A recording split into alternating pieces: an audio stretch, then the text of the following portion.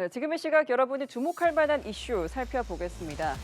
도널드 트럼프 미국 대통령이 북한 김정은 국무위원장과 정상 외교를 다시 시도하겠다는 뜻을 밝혔습니다. 김정은 국무위원장을 똑똑한 사람이라며 연락을 해볼 것이냐는 물음에 그렇다라고 답한 건데요. 트럼프 대통령이 취임 이후 구체적으로 북미 정상 외교에 대한 입장을 밝힌 것은 처음입니다. 북미 대화가 재개될지 관심이 쏠립니다. 윤석희 기자입니다.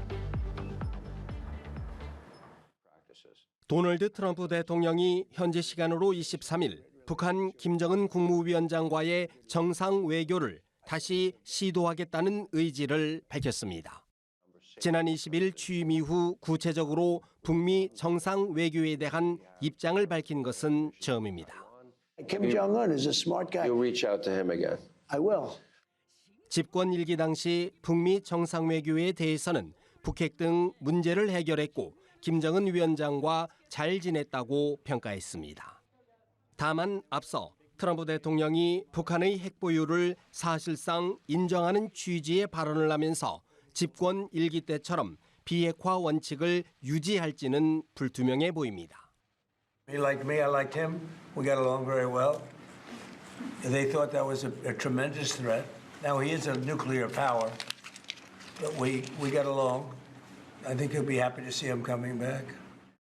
일각에서는 비핵화 대신 미국 본토에 도달할 수 있는 대륙간 탄도미사일 ICBM 개발을 제한하는 방향으로 핵 군축을 꾀할 수 있다는 우려가 나옵니다. 트럼프 대통령은 이날 인터뷰에서 중국과 새로운 무역 합의를 할 수 있다는 뜻도 밝혔습니다. 트럼프 대통령은 우리에게는 중국을 압도하는 매우 큰 힘이 있고 그것은 관세라며 이같이 언급했습니다. 관세 부과 시점은 아마도 2월 1일이라고 덧붙였습니다. They are a very ambitious country. He's a very ambitious man. He's a man that was, I don't want to be naive and say my friend, but he was like my friend. We had a very good relationship. 우크라이나와 전쟁 중인 러시아 푸틴 대통령을 향해서는 자신의 휴전 구상을 수용하지 않을 경우 막대한 관세와 세금을 부과할 것이라고 압박했습니다. 연합뉴스 TV 윤석입니다. 우리 국회에 해당하는 북한의 최고인민회의가 이틀간 열렸습니다. 김정은 국무위원장은 불참한 것으로 보이는데요. 새로 출범한 도널드 트럼프 2기 미국 행정부를 향한 메시지도 없었습니다. 트럼프 대통령의 손짓에도 북한은 침묵을 유지하며 신중을 기하는 모습인데요. 트럼프 2기 행정부가 내놓을 대북 접근법을 더 지켜보고 행동에 나설 걸로 보입니다. 최지원 기자입니다. 북한이 이틀간 최고인민회의 제14기 제12차 회의를 진행했다고 북한 조선중앙통신이 보도했습니다. 노동신문은 일면에서부터 회의에 참석한 인원들과 논의 사항들을 자세히 소개했는데 김 위원장은 언급되지 않았습니다. 회의에서는 7가지 사항을 논의했는데 특히 헌법 조문 수정 내용에 관심이 모였습니다. 그러나 헌법의 적대적 두 국가론 내용을 포함하는 대폭 개정이 될 것이라는 예상과 달리 사법기관의 이름을 바꾸는 데 그쳤습니다. 대외 메시지는 전혀 없었고 내부 예산 등에 대해서만 논의한 거로 보입니다. 트럼프 대통령이 북한과의 대화 의지를 보이고 있지만 아직 구체적 반응을 내놓지 않은 겁니다. 통일부는 북한이 상황 변동을 고려해 신중하게 접근하고 있다고 봤습니다. 김정은 위원장이 불참한 상황에서 대외 여건의 불확실성 등을 감안하여 대외 메시지 발표에 신중을 기한 것으로 보입니다. 북한으로서는 헌법 개정 발표나 대외 메시지 발신이 불확실성을 높일 수 있다는 점에서 더 신중할 수밖에 없다고 전문가들은 분석했습니다. 특히 트럼프 2기 미국 정부가 내놓을 대북 접근 방향을 좀 더 관찰한 후 행동에 나설 적절한 타이밍을 찾을 거라는 전망이 나옵니다. 합참도 북한이 우리 정치 상황 등을 관망하며 특이 동향 없이 경제 성과를 위한 군부대 동원에 집중하고 있다고 밝혔습니다. 연합뉴스 TV 최주원입니다. 은행 가계대출 금리가 5개월 만에 하락 전환했습니다. 지난해 2차례 기준금리를 내리고 시장금리가 하락한 영향입니다. 다만 예대 금리 차는 4개월 연속 확대됐습니다. 예금 금리 하락폭이 대출금리 낙폭보다 컸기 때문인데요. 은행들의 이자 장사에 대한 비판이 나옵니다. 윤영석 기자입니다. 기준금리를 내리고 시장금리가 하락하자 은행 가계대출 금리가 5개월 만에 내렸습니다. 한국은행에 따르면 지난해 12월 신규 취급액 기준 예금은행의 가계대출 금리는 4.72%로 전월에 비해 0.07%포인트 하락했습니다. 가계대출 금리는 지난해 8월 상승 전환한 뒤 4개월 연속 오르다 다시 하락 전환한 겁니다. 주택담보대출은 4.3%에서 4.25%로 전세자금 대출은 4.43%에서 4.34%로 내렸습니다. 은행권의 가산금리 인상 효과가 줄어든 영향입니다.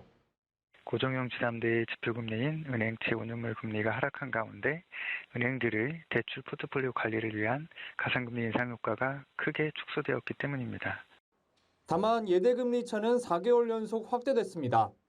지난달 예대금리 차는 1.43%포인트로 전월보다 소폭 커졌습니다. 예금금리 하락폭이 대출금리 낙폭보다 컸기 때문인데 은행들의 이자 장사 비판이 나오는 이유입니다. 김병환 금융위원장은 최근 기자간담회에서 이제 대출금리를 내릴 때가 됐다고 말하기도 했습니다. 기준금리가 떨어진 부분에 대해서 은행들이 이제는 좀 반영을 해야 될 시기다라는 생각은 가지고 있고요. 이런 와중에 5대 시중은행은 최근 임금 인상률과 성과급 등을 확대하는 임금 단체 협약을 타결했습니다. 5대 은행의 임금 인상률은 2.8%, 성과급은 기본급의 200%에서 280% 수준입니다. 연합뉴스TV 윤영섭입니다. 최윤범 고려아연 회장이 반전카드로 경영권 방어에 성공한 가운데 MBK 영풍연합 측에 대타협을 위한 대화를 시작하자고 손을 내밀었습니다. 소모적인 갈등을 멈춰야 할 때라며 합리적인 해결 방안을 찾아보자고 한 건데요. 그러나 연합 측은 최 회장에 대한 형사 고발에 나서겠다며 강경 대응을 예고했습니다. 임혜준 기자입니다.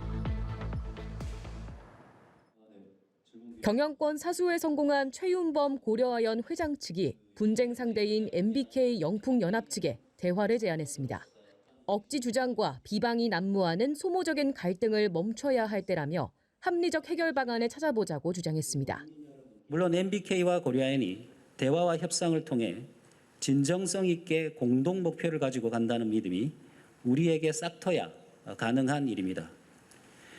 우리 고려아연은 이러한 마음의 준비가 되어 있습니다.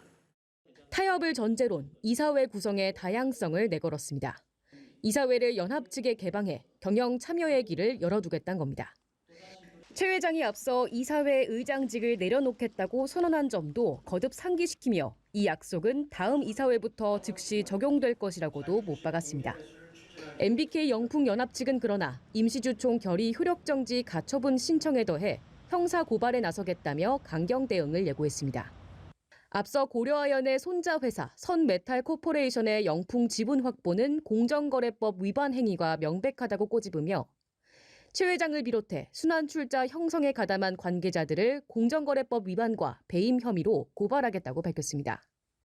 또 가처분 신청이 불발되면 고려아연의 상호주 제한과 같은 수법을 사용하는 방안도 배제하지 않고 있다고 압박 수위를 높였습니다.